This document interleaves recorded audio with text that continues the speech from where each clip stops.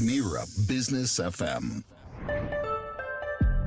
It's the morning drive. It's Mira Business FM. My name's Tim Elliott. Don't forget to join us wherever you can. Keep joining us. Anything you want to replay, rewatch, you can do it in a number of ways. YouTube's probably the most popular, but there's Dailymotion and Rumble and LinkedIn and all sorts of places where you can catch up with the content. We would love to hear from you.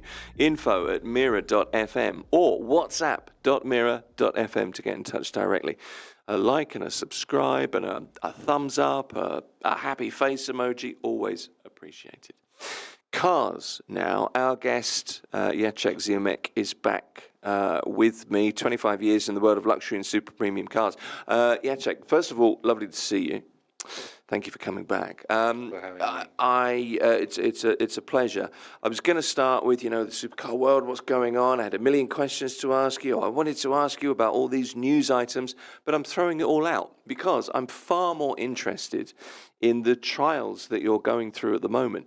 How much of the story, the off-air story that we've just been talking about, can you tell me on air? Because you have a smile on your face, but behind that there lies some frustration. You have to have a smile, otherwise you do.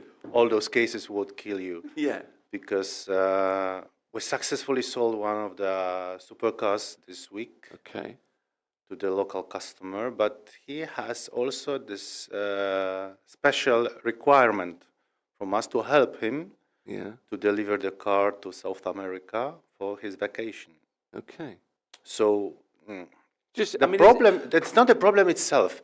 The problem is the rush to make it now, not tomorrow, after tomorrow, but now, because he wants to travel there, spend a lovely time with his brand new toy. Sure. And then we have to ship it back. So is that normal with people that own cars like this, that you get requests like this? It's, ship my car to so-and-so, I want to land and jump in the car and drive to the hotel. We have some kind of requirements, we need to ship the car also for the maintenance. It's well known that local dealers sometimes are not, I'm looking for the proper word, are not trustable enough for some customer. Okay, so if you don't know where you're going, then you're always a little. We ship to the agency, for example, in Switzerland or UK, just for the maintenance. I'm back. Really? Yeah. That's. I mean, I'm looking at your face. That's a reasonably normal thing to do. That's kind of for some kind of customers, for some kind of cars. Yes, it's normal. It's common. Okay. So, see, when I go on holiday, I've never shipped a car. It's like a restaurant in other part of the city. You don't trust this nearby of your home, okay? You have to go somewhere else because you like it, you trust them, and you feel good after that, right? Now I understand what you're saying, and that's kind of my level. We look at this problem from the different perspective because we ask for the price. If the price doesn't matter, if you want to have it properly done, and the price is not important, why not?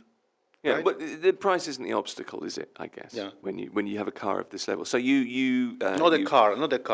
You have a kind of wealth, okay? Yeah. Which allow you to live like that, right? So.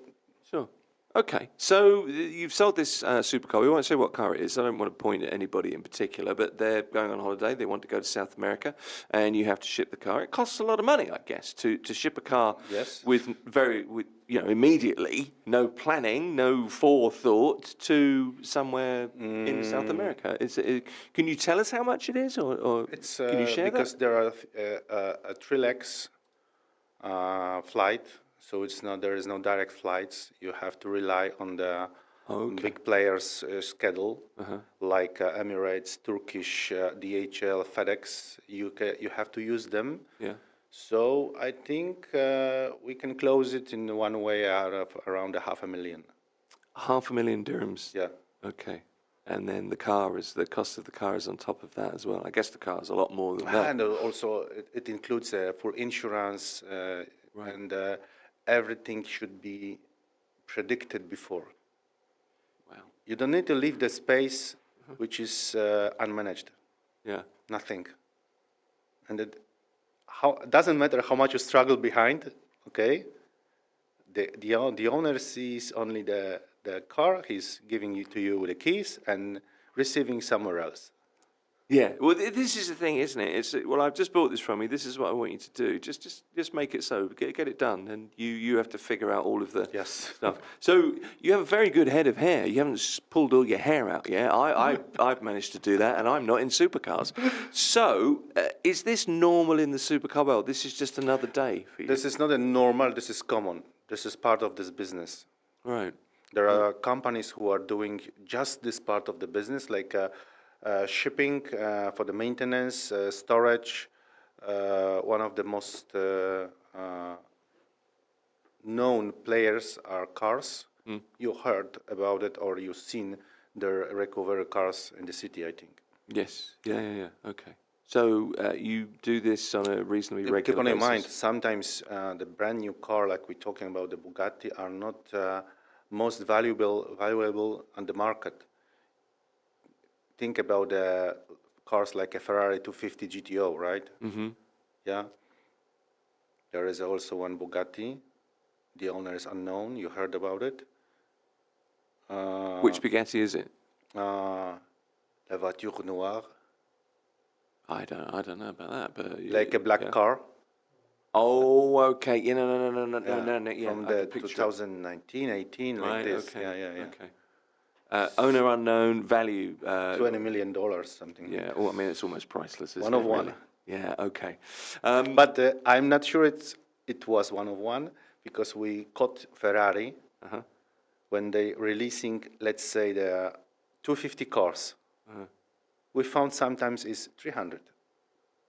Because the friends of friends are coming to Maranello and then nice. I know it's limited to 50. Okay, that. Make one exception, okay, for me. I would pay for it. it's just next level to me. Yeah. So with this car that you're sending to South America, it's not gone yet. It's going. In theory, it goes today, or is it gone? Or it's on the way. It's on the way. The process is. It's in process now. Yeah, it's process. So your client will get their car when customs there. The documentation, the petrol has to be drained out. Okay. Right. You have to fulfill all the declarations. It looks from outside like very easy, but it's not. I can understand that. I mean, it's not as simple as you've got your container, you drive the car into the container, you secure it, no, and then you put it into. It's not that. No. The car is placed on the kind of pallet and then moved into the airplane. Oh, I see. Okay, so it's in the frames. There are small wheels below. Okay, you can change the position of the car to fix it in the inside. Okay, and all fluids have to be drained. And also because the car is fixed by the kind of tapes on the side. Yeah. So they charge you not only for the size of the car, right, which is also counted as a volumetric weight. Mm-hmm. It's also the space where the tapes are fixed to the floor. They're taking the space, so you cannot use it. You cannot use it for other packages. So you have to you're paying for air, really. Yeah. And just where the straps go in a triangle. Yeah. Wow. Okay. Now, try to imagine how much it would cost the Formula One circus to move from one place to another. And the answer is why the DHL is one of the main sponsors. That's a good point, I suppose. But I mean, at least you can trust them to do it, I guess. How stressful do you find this aspect of the job? Because on the face of it, I look at supercar showrooms and I drive by and I see a beautiful, sleek 50s Mercedes and a brand new Lamborghini or whatever it is, and I think that must be a lovely job being in there. Just appreciate it, because those cars that's a form of art, and it's to be appreciated, and I get that. But the stress behind it, from your point of view, the administration of the size of the sales, there must be certain levels. How do you keep calm on a daily basis? Because you are quite a calm guy. You always walk in and it's like... Seriously, I'm not. I know, but the weight of the world would be on my shoulders, if it was... Me in your shoes. One story from the couple years ago. One of the locals here asked me, "Why you are not polite?" I told him, "Because it's in my blood." Okay, but you know where's the airport? Did that person buy a car from you? No, it was one of our customers in the past, but not for the supercars. Let's say premium cars. But See, you're very matter of fact, and I kind of like that. The first week you came in, I asked you a question, and you just looked at me and went, "That's a stupid question." but you're one of the few who told about me I'm calm. Well, you seem it. You seem very kind of relaxed. You seem resigned to me. You seem resigned to the fact that, okay, I have to get this done because, this is a customer. It's important to me, and that's part of your business, and I get that. But, it's not easy to do. It's not easy. Talk about the cars, not about me. Yeah, we probably should. All right then. Well, I just think that's a fascinating story because it's what's important about that to me is it's just the other side of the expectations of customers when cars are at that level. It's very different to my expectation. I'm happy with a cup holder in my car. Let's be honest. That's kind of my level. Flying it to Brazil or South America, wherever it is in South America, is not something I'm going to do. I'm standing in the queue at the car hire company with my suitcase, You're asking me about the many things related to the supercars. And Well, I am. It's in my interesting. opinion, the most interesting are people behind. Sure. Not the cars itself, Okay. but the people. Because the ways how they reach the place where they are is sometimes so hard. So the experience and talking with them giving you the better pleasure than just to drive the cars. Yeah, okay. No, I can understand that. I mean, it's interesting because you must know a lot of very wealthy, influential, perhaps famous people. And I'm not going to ask you unless you want to tell me who those people are, who you've met over the years, but you're meeting some people who've done some fairly extraordinary things, built some big businesses, have had great success in, I don't know, entertainment, whatever it is. So you get very different perspectives, don't you, on the way the way they live their lives is probably very different to the way you and I live ours. But you learn from that, I guess. A bit, for sure. But the most interesting is, as like I said, it's like the characters, we call it kicking in the tire. Okay. Yeah. Okay. Okay. You're staying watching multi-million cars and talking with the guys who can buy the tons of them. But the most interesting is to talk with them, like I said. They sometimes telling you the things you don't expect they can appear in life. So, and also the personalities are different. So, it's when you say personalities are different, what do you mean by that? Just not I ordinary. remember because as you know, I started my business and journey with the Automotive in Poland many years ago. Yeah. And I've been watching my customers, like I said, kicking in the tire and smoking at the yard in my garage. And I knew that one of them is a local mafia boss, another one is a lawyer. They don't know each other, but the passion to the cause joined them, and they're talking absolutely out of their present lives.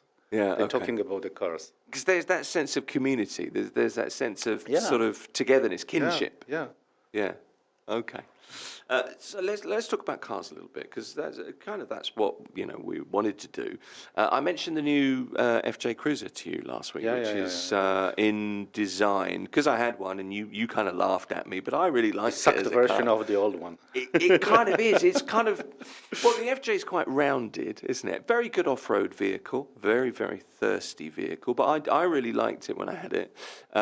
But the new one looks like you've got the new Land Cruiser. You've got the Prado. I really like that. The new one? The new Prado. And the Land Cruiser is like a smaller version. It's like, they're almost It's like... a new kind of design for Toyota, from Toyota, right? It is, absolutely. Yeah. What do you think of it? What are your thoughts? Because in theory, I mean, that could be a don't know, popular car here. I'm not a Japanese car. I know you're not, no. But I mean, but, but you can't deny popular I car. was considering to get a Land Cruiser for myself for a couple months, but it's a very hard decision for me, really. Well, why is it hard? So many Land Cruisers on the roads. I don't like the cars. In the past, I was telling my friends that I don't like the cars who are scratching the tarmac by the mirrors at the corners. Okay. So that's not a thing for you. What do you like? What attracts you to a car? Of course, the performance should be stiff, Right. light. German engineering, is that something that grabs you? German, Italian, and British engineering supported by German money. Okay. A lot of the old the British Aston sports Martin cars, great, now but fall apart. Yeah.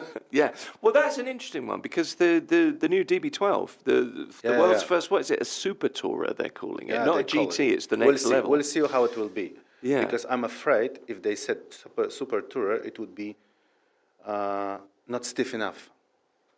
Okay. All right then. But what do you think? Probably the modern customer expect this kind of stiffness from the supercar and the super tourer. So we have this is a good example is the present small Ferrari mid-engine 296. Okay, it's not appreciated properly in the communities of the Ferrari fans. Right. But Ferrari did also for the real fans a special edition Assetto Fiorano. Right. Which is more stiff, is full of carbon fiber, and the driving this car is completely different. Really? And in most cases, the regular customer doesn't like it. It's too stiff, it's too hard, it's too harsh. Right. Okay. You have to wrestle it For to me, drive it. it's a perfect car. Okay. And now I understand that. Well, let me just ask you. You ask me when I'm about driving for every day, right? I'm driving this kind of SUV because it's one of the few who doesn't have air suspension. Oh, okay. Okay. Which is very rare. Let me ask you about the DB12 because I think the thing about Aston Martin is there are a good number on the roads here. There's the Wonderful James Bond brand. connection. Yes, It's of a beautiful course. looking Yes. vehicle. I still think the DB5 is. I grew up with a little model of that as a kid. You know, with the machine gun. Had a little plate that came up about the bulletproof bit at the back. And I love that, and it excites me still. And there is something about it. But DB12's been around since, 2023? It's a couple of years old. This is the new one that's out now, the new Super Tourer. No V12, but... Because of the... It's a beautiful... Because it's managed by Mercedes. Oh, I see. Okay. So That's why the powerhouse is from them. Okay. Well, I've looked... It's not bad. It sounds not bad, but it's not the V12. What do you think of it? The new... What were your thoughts? I sent you this news story. It would be more reliable than the previous ones, for Right. sure, but not so nice sound, not so good feeling like previous models, And I that's think. an important But DB11 was similar, so it's a new era of Aston Martin. Okay. What I It did was a like- choice. It was a choice to give him the chance to survive with the Mercedes, not just forget about them as a brand. Okay. I've just been reading about it, the displays, the infotainment, the instrumentation, just the way the inside looks.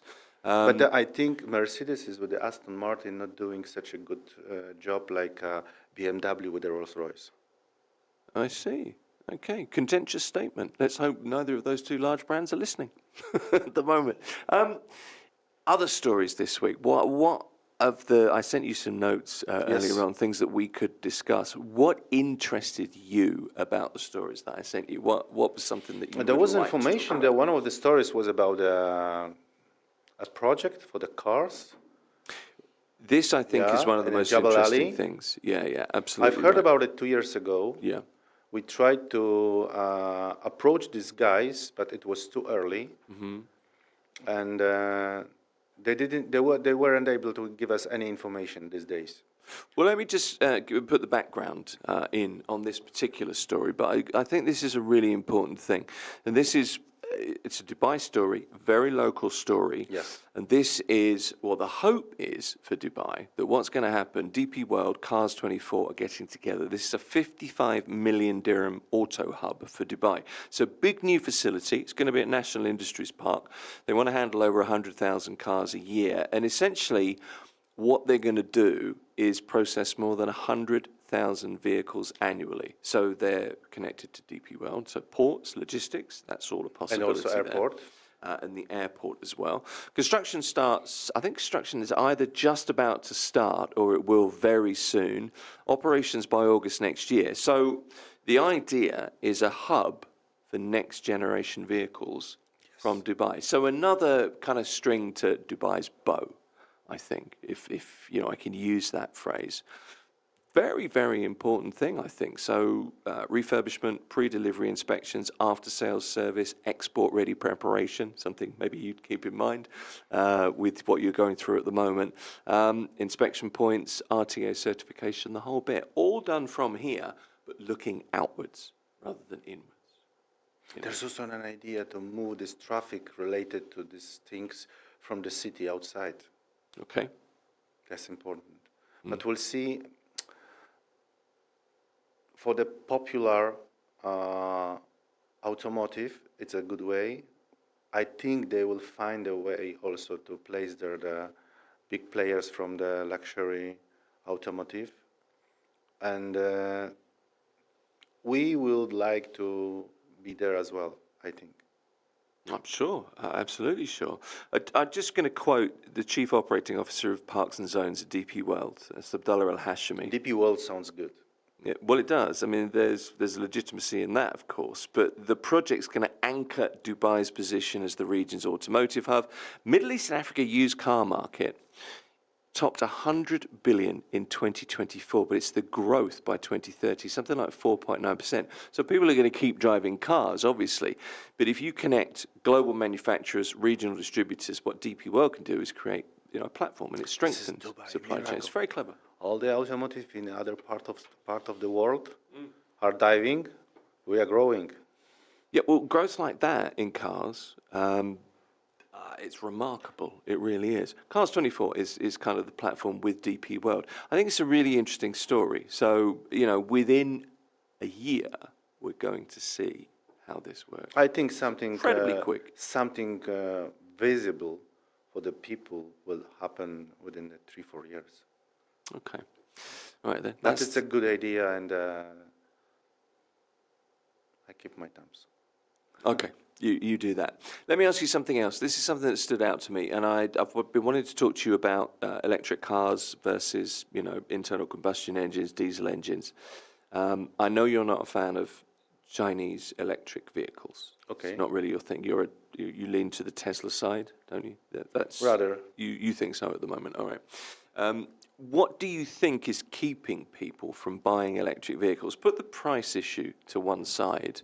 What is it that worries people, do you think? I think the convenience of charging only. Do you think If so? I give you a choice, okay, Yeah. you're going to RTA or DIWA, and they're giving you the plug-in option at your parking spot, right? And since then, you don't care. It's coming back home, plugging your car, and next day driving as usual.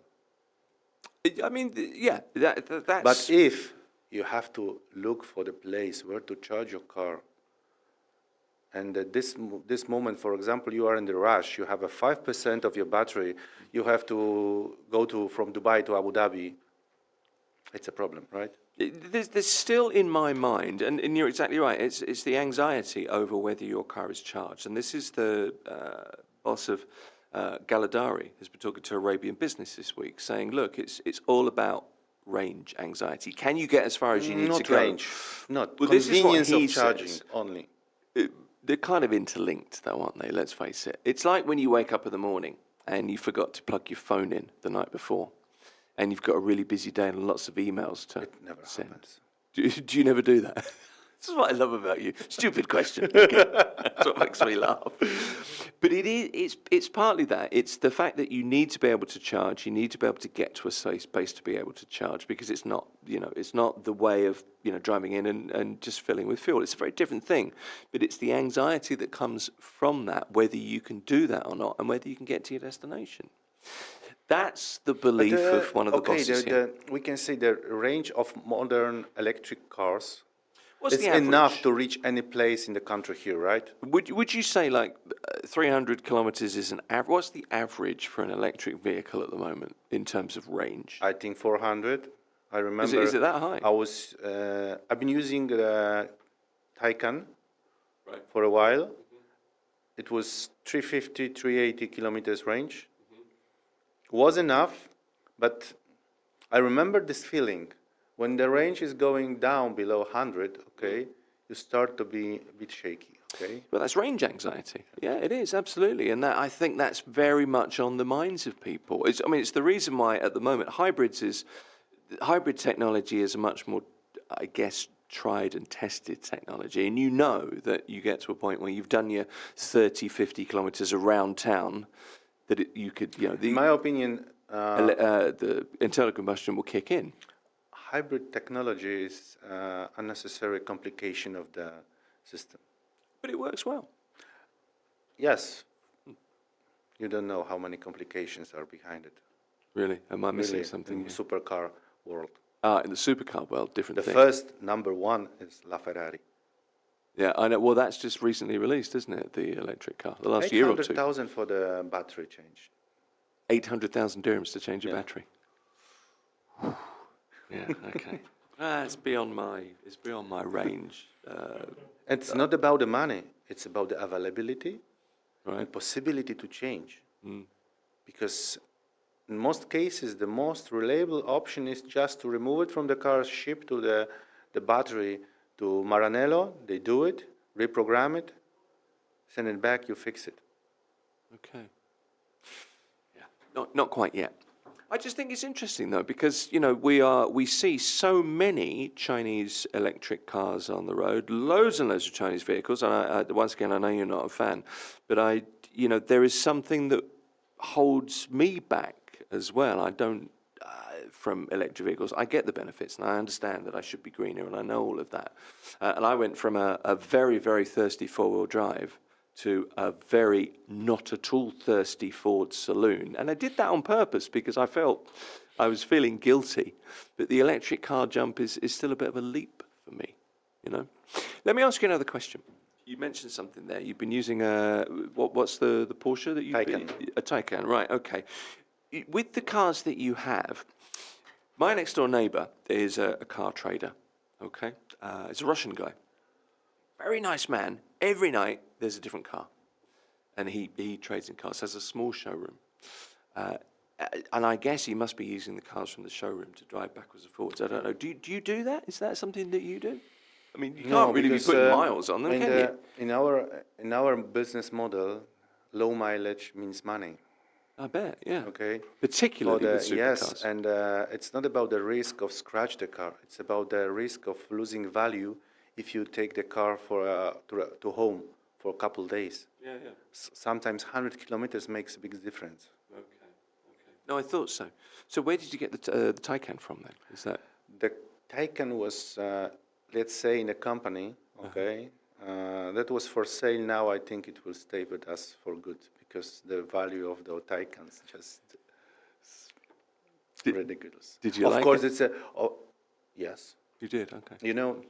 It was the car where you're driving it, you're telling yourself, yeah, I want to be there on the road. You're pressing the pedal, you are there. Yeah, okay.